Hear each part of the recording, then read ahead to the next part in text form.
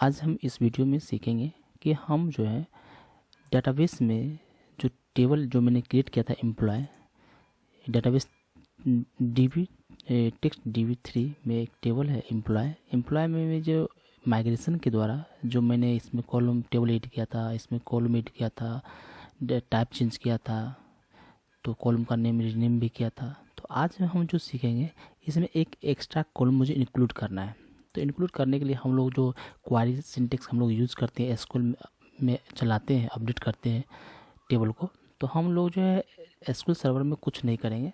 आज जो हम इन कॉलम ऐड करेंगे वो माइग्रेशन के द्वारा करेंगे।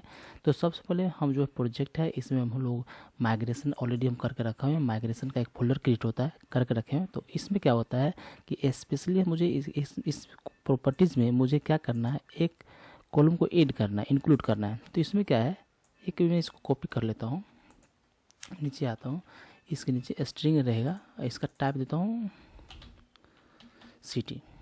तो अब मुझे क्या करना है कि इस सिटी को मुझे जो है इसमें मुझे इंक्लूड करना है टेबल में। तो इस कैसे होगा, तो हम जो सबसे पहले क्या है माइग्रेशन फाइल एक जनरेट करेंगे। तो हम लिखेंगे ऐड माइग्रेशन, उसके बाद ऐड सिटी टू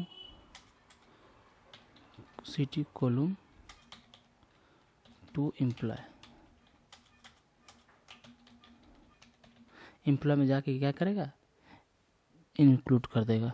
तो इसके लिए मुझे क्या है एम्प्लॉय में इसको एक माइग्रेट अंडरस्टैंडिंग के लिए इसका नाम रखे हैं फ्रेंड। और इसमें क्या होता है कि एक जो है माइग्रेशन फाइल जो है मेरे जनरेट हो जाएगा माइग्रेशन फोल्डर के अंदर। तो आप देख पा रहे हैं कि बिल्ड स्टार्ट हो चुका है, प्रोसेस हो रहा है। तो प्रोसेस में थोड़ा टाइम लेता है। तो यहाँ एक फाइल जनरेट होगा, उसमें दो मेथड होगा, अप एंड डाउन। तो अप मेथड क्या होता है, डाउन मेथड क्या होगा, मैं सभी वीडियो में बार बार बताया हूँ कि अप होता है जो डाटाबेस में इफेक्ट करता है, तो चेंज करता है, उसके लिए अप मेथड रन होता है। जब मैं बाई चांस मुझे रोल बैक करना होता है, रिवर्ट करना होता है, जो मैंने गलती से उसको चेंज कर दिया था मुझे रिवर्ट चाहिए, मुझे रोल बैक चाहिए, तो उसके लिए अप डाउन मेथड का यूज होता है कमांड में। तो आप देख पा रहे हैं कि हम जो यहाँ पे अप किए हैं, तो अप करने के बाद जो है ना ये मुझे अपडेट कर दिया है, मुझे दिखा रहा है कि यहाँ पे दो आ गया है। तो add city column to employ, तो यहाँ पे दो आ गया है। तो मुझे यहाँ पे आपको अच्छा से देखना पड़ेगा, सही से मुझे जो है कोड जनरेट हुआ है नहीं हुआ है, तो उसको मुझे रिव्यू करना पड़ेगा चेक करके। ये नहीं कि मुझे जनरेट हो गया चल इसको अपडेट कर देता हूँ। अपडेट कर देने से आपका डेटाबेस में एग्जिस्टिंग डेटा ख़राब भी हो सकता है, डेटा लॉस भी हो सकता है। इसको आपको ध्यान में रखना पड़ेगा फ्रेंड। तो इसको सबसे मुझे क्या करना है कि मेरा रिक्वायरमेंट है कि एक कॉलम को इंक्लूड करना है। एक कॉलम को इंक्लूड करने के लिए क्या करना पड़ता है फ्रेंड्स, सबसे पहले मुझे ऐड कॉलम का यूज़ करना पड़ेगा। इसको मुझे हटा देता हूँ, इसको मैं हटा दिया। और यहाँ पे एडिट कर सकते हैं, यहाँ पे एडिट कर सकते हैं। यहाँ पे मुझे क्या है, इसको मुझे अल्ट कॉलम नहीं करना है, तो इसको मुझे हटा दिया। अब इसमें जो कोड बचा है वो क्या लिखा हुआ है, तो थोड़ा इसको समझने के लिए मैं यहाँ थोड़ा एक्सप्लेन कर रहा हूँ कि बिल्डर माइग्रेशन बिल्डर जो है इंस्टेंस है माइग्रेशन बिल्डर का। इसमें बहुत सारा फंक्शन बनता है, जैसे ऐड कॉलम क्या होता है कि आपको कॉलम को ऐड करने के लिए एक फंक्शन बनाया गया है। उसका जो कॉलम का नाम होगा स्ट्रिंग होगा, उसका डाटा टाइप क्या होगा, स्ट्रिंग होगा। तो चलिए इसमें का मेथड के अंदर गए, मेथड के अंदर क्या डिफाइन किया गया है, नेम जो आपका कॉलम का नाम क्या होगा, सिटी होगा। तो मैंने सिटी मेंशन किया। आपका टेबल का नाम क्या होगा, एम्प्लॉय होगा। उसका टाइप एंड क्या मैक्स होगा। आप यहाँ पे 250 भी दे सकते हैं, 300 भी दे सकते हैं, अपने एज पर रिक्वायरमेंट के अनुसार भी दे सकते हैं। यदि मॉडल के ऊपर यदि आप यहाँ पे लेंथ, यदि प्रॉपर्टीज़ का लेंथ डिफाइन किए हुए रहते ऑटोमेटिक वहाँ पे मेंशन हो जाता, 50 250 समथिंग, ये यहाँ पे मेंशन हो जाता है। नहीं कुछ डिफाइन किए प्रॉपर्टी के ऊपर, कुछ लेंथ डिफाइन नहीं किए, इसलिए वो मैक्स पकड़ रहा है डिफ़ॉल्ट, तो नॉन लेवल ट्रू रहेगा। तो इस तरह से जैसे हम लोग जो प्रॉपर्टीज़ में किसी भी फील्ड कॉलम का प्रॉपर्टी डिफाइन करते हो, प्रॉपर्टीज है, टेबल नेम मेंशन हो गया, कॉलम का नाम मेंशन हो गया, टाइप मेंशन हो गया, नॉन लेवल ट्रू रहेगा, फर्स्ट वो मेंशन हो गया, और ये स्ट्रिंग रहेगा टाइप। सेम उसी तरह से डाउन मेथड में देखिए, अब मुझे क्या करना है, जब मुझे अपडेट कर दिया डाटाबेस में, ये चेंज हो गया, इंसर्ट हो गया, अब मुझे क्या करना है, मुझे वो कॉलम नहीं चाहिए तो मतलब क्या ड्रॉप करना पड़ेगा टेबल में जाकर। यदि मुझे यहाँ पे एक कॉलम ऐड कर दिया गलत, तो मुझे इस कॉलम को हटाना है, अब मुझे नहीं चाहिए कॉलम। तो सपोज मैं मोबाइल नंबर का कॉलम मैंने ऐड किया है, तो मुझे अब नहीं चाहिए तो इसको हटाना पड़ेगा। हटाने के लिए क्या करना पड़ता है, ड्रॉप कॉलम हम लोग यूज़ करते हैं। तो उसी तरह यहाँ पर क्या किया है, मुझे यहाँ पे ऐसा रिक्वायरमेंट है, मुझे नहीं चाहिए, मुझे रोल बैक करना है भाई, जैसा था मुझे वैसा ही चाहिए। तो मुझे क्या करना पड़ेगा, migration builder dot drop column function को हम लोग यूज़ करते हैं। क्या किसको ड्रॉप करेगा, सीटी कॉलम को। कहाँ से डिलीट करेगा, एम्प्लॉय से। इस तरह से आपको थोड़ा स्मार्ट वे में आपको समझना पड़ेगा। इस तरह से हम लोग जो एग्जिस्टिंग फंक्शन का हम लोग यूज़ करते हैं फ्रेंड्स, इस तरह से हम लोग लिखते हैं। अप एंड डाउन मेथड को हम बहुत ज़्यादा यूज होता है फ्रेंड्स।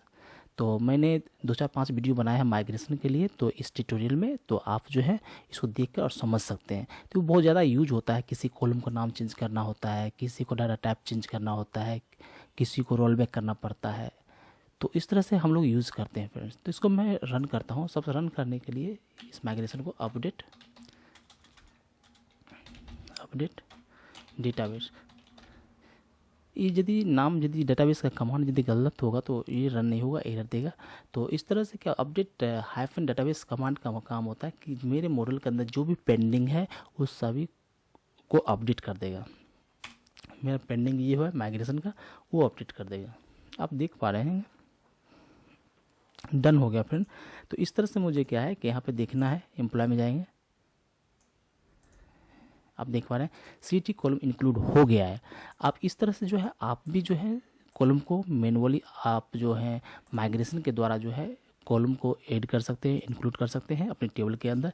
और इसको यदि हटाना चाहते हैं, सपोज हटाना चाहते हैं, तो आपको मैंने एक कमांड और मेरे पिछले वीडियो में मैंने बताया था कि इसके लिए गेट डॉट माइग्रेशन, इसका काम होता है फ्रेंड्स कि आपका जितने भी माइग्रेशन उसका लिस्ट दिखता है कि आपका कौन कौन सा माइग्रेट किया है। तो यहाँ पे एक कॉलम है अप्लाइड, इसका मतलब होता है कि आपने ट्रू रहेगा इस migration 8 city column to employ, इसका स्टेटस अप्लाई हो चुका है ट्रू, यानी ट्रू का मतलब इसके साथ डेटाबेस में इफेक्ट हो चुका है।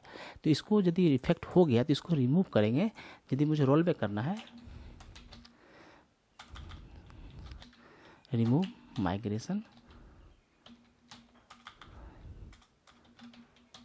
माइग्रेशन यदि करता हूँ तो ये नहीं देगा।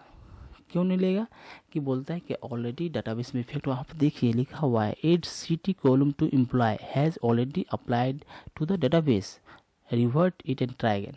मतलब क्या होता है, डेटाबेस में इफेक्ट हो चुका है। इसके लिए एक और कमांड लिखते हैं नीचे में, मुझे रोल बैक का चाहिए, सॉरी, अपडेट डेटाबेस, इसको लिखेंगे INITI क्रिएट इनिशियलाइजर, इसको लिखेंगे। अब लिखेंगे रिमूव माइग्रेशन। अब देखिए, अब मेरा जो माइग्रेशन के फोल्डर से वो गायब हो गया, माइग्रेशन का जो फाइल था वो गायब हो गया। अब डेटाबेस में जाकर चेक करता हूँ फ्रेंड्स, आप देखिए यहाँ पे डेटाबेस में जाकर मैं चेक करता हूँ, अब सीटी भी गायब हो गया। इस तरह से हम लोग नया कॉलम को इंक्लूड कर सकते हैं फ्रेंड्स, नया कॉलम को फिर हटा भी सकते हैं, रोल बैक भी कर सकते हैं। इतना सारा फीचर्स एंटिटी फ्रेमवर्क कोर के अंदर दिया गया है। आप लोग जो है एंटिटी फ्रेमवर्क का यूज़ करके डेटाबेस को आप माइग्रेट कर सकते हैं, कॉलम को माइग्रेट कर सकते हैं, कॉलम को आप रोल बैक कर सकते हैं। इस तरह से आप लोग यूज़ कर सकते हैं फ्रेंड्स। यदि ये वीडियो आपको यदि पसंद आया हो, प्लीज़ चैनल को सब्सक्राइब करें और वीडियो को लाइक करें फ्रेंड्स। Thank you.